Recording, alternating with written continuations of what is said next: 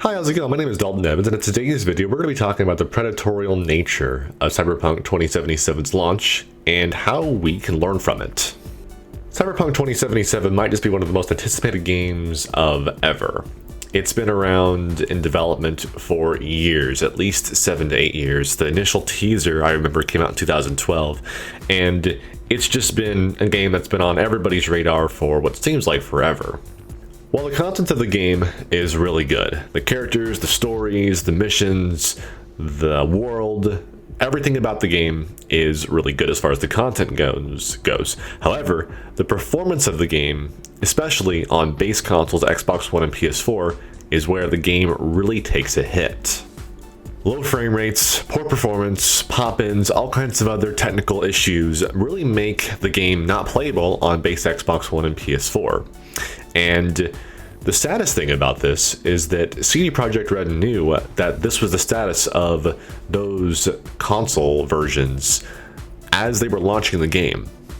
What's even worse about the situation for CD Projekt Red is that they knew about the status of those versions of the game, and they specifically did not let reviewers capture footage and publish that footage that would have shown how the games looked on those platforms, Xbox One base and PS4 base, and they went ahead and just let everyone pre-order the game anyway.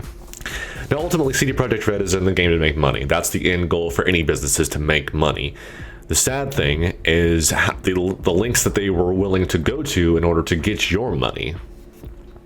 Now hopefully, through gradual patches and as the game's life continues, I should say is just starting, hopefully the last gen versions will become more stable and will ultimately be more playable than they currently are in.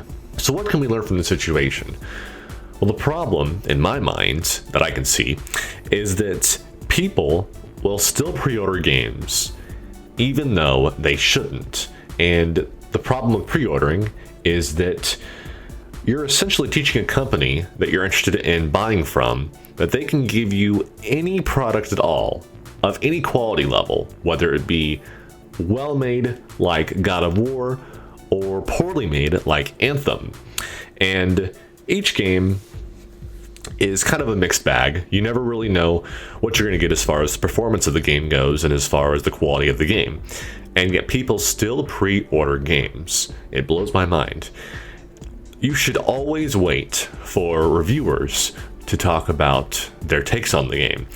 Now, you can disagree with what a reviewer says, but reviewers will have hands-on time with the games themselves, and will be able to talk about performance, will be able to talk about the story, and all the important things that you should factor in before you buy a game like this.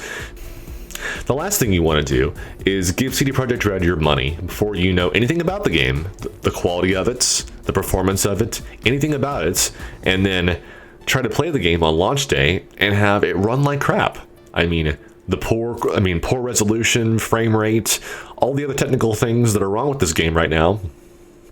If you have an Xbox One or a PS4 and you bought it for that system, you're not going to have an optimal product, and you're going to be wasting $60 until they patch the game and make it optimal and playable, which could be who knows how long. We are seeing Microsoft and Sony offering refunds for the game, which is good, because ultimately the Xbox One and PS4 versions are not very good, and even then the Series X and the PS5 versions are just running backwards compatible versions of the Xbox One and PS4 versions anyway. So until there's actually like a next gen patch that optimizes the game for next gen hardware, you're really not going to have a guaranteed good console experience at all for Cyberpunk 2077. So I pass this question on to you. How does this situation impact CD Projekt Red's reputation going forward?